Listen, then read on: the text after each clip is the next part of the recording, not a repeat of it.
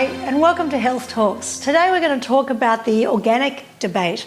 What is organic food and how does it interact with conventional food? We hope to debunk some myths and highlight and expose the mysteries around what organic food is. So Nat, what's the organic food in your life? How does that look like?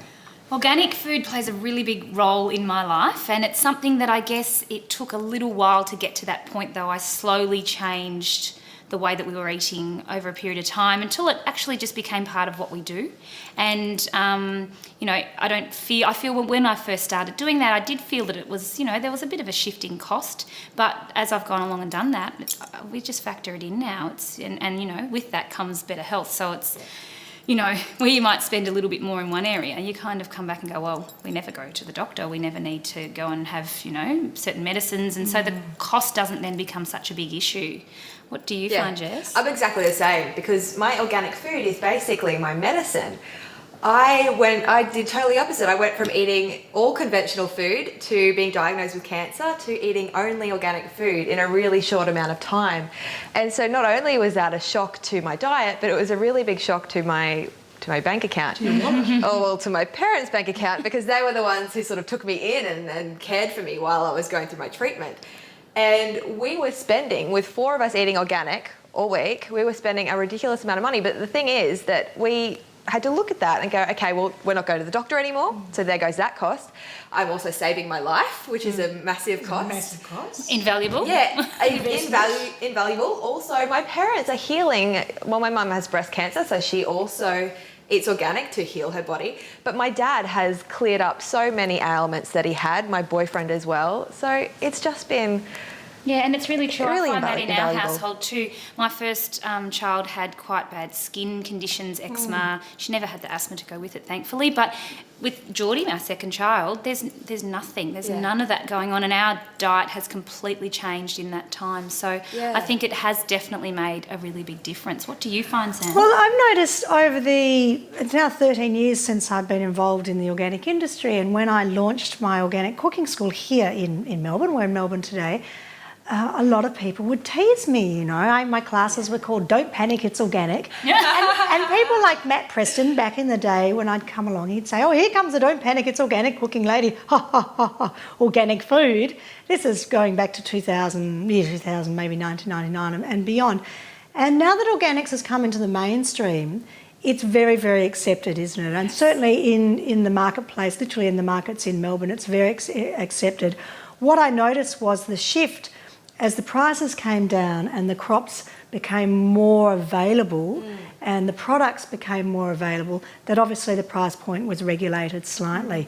But I guess what concerns me is the amount of processed and packaged organic food versus what we can buy fresh organic food. And a lot of our organic food is uncertified, so it's just labelled organic. You can call anything organic.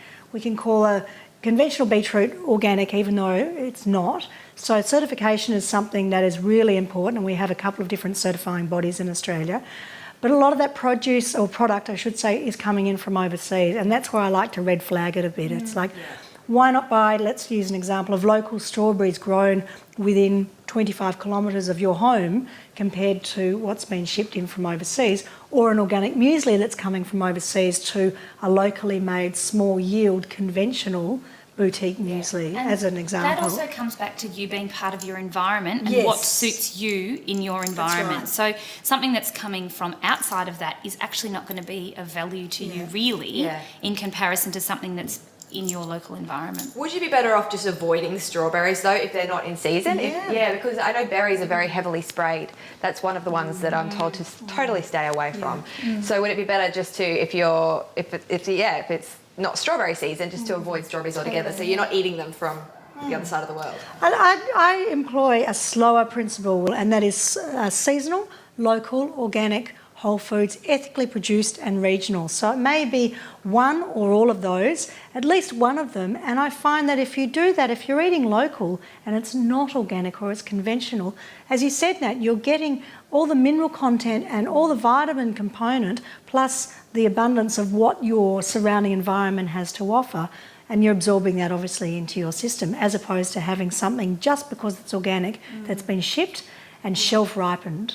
Yeah, and the other thing too is that is important, I think, just as you say that, with the nutrient levels in something that is organic as opposed, because that's the appealing thing, isn't it? We need to come back to, you know, there has been discussion around, well, is organic actually better? Is it more nutrient rich? Yes. The fact is, we know that it's less toxic, and that's going to lead to other ramifications. So always coming back to what's as close to nature as possible is key. But with doing that, you need less because it has everything that you need nutritionally as well. So you don't need to eat more food to be satisfied. And then you find with that, if you were, say, overweight, for example, you might find that your body just gently shifts back to where it wants to be or where it should be. Yeah. We should also mention about the soil that conventional produce is grown is completely depleted in all of the minerals that we need, whereas organic produce, it has all of those minerals. So I really don't see how people can say that conventional food is not as good for you as organic is as good for you as organics, because it really doesn't compare when you look at it logically. It doesn't. And we know that literally the soils of conventional produce has been sterilised. Yeah. And so it doesn't, the nutrient... It's void, isn't it? Well, it's questionable, isn't it? You know, we don't really know. Yes. But let's think about that logically, you know, something that's grown in a sterile soil as opposed to something that's grown in a nutrient-rich soil. That's how that nutrients gets put into that food. So it is very important to consider that, and that's key when it comes to eating. There's a research study that came out just a couple of years ago about what do consumers look for, why do they buy organic, and ultimately the predominant amount, more than 50%, said it's for taste.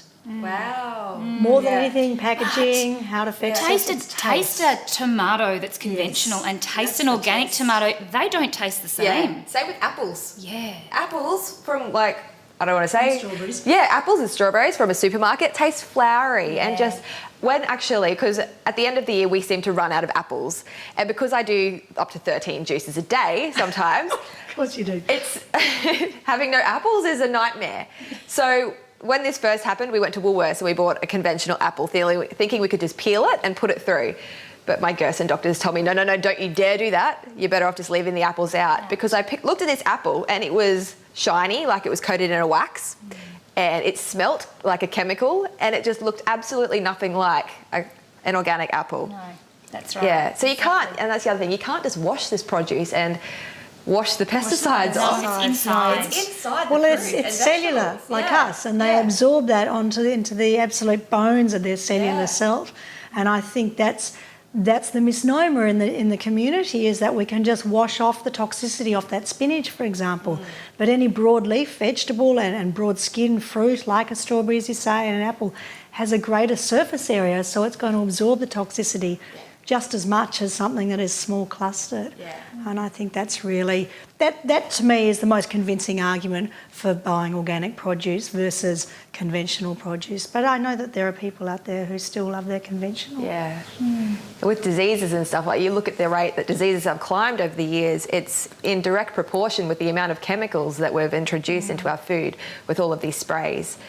But we should also say that the Environmental Working Group have a list, don't they, of foods that you can get away with buying conventional because they don't have as many chemicals or as harsher chemicals compared to the foods that you should definitely buy organic.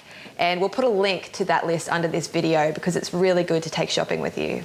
That'd be great. So we'd love to invite you to give us your feedback and your comments if you've had experiences from being in transition from being a conventional shopper into an organic shopper, or what is your proportion of how much organic produce do you actually stock up on each week versus your conventional intake. We'd love to hear from you. So drop us a line, fill out the comment form at the bottom of this clip, and we'll hear from you soon.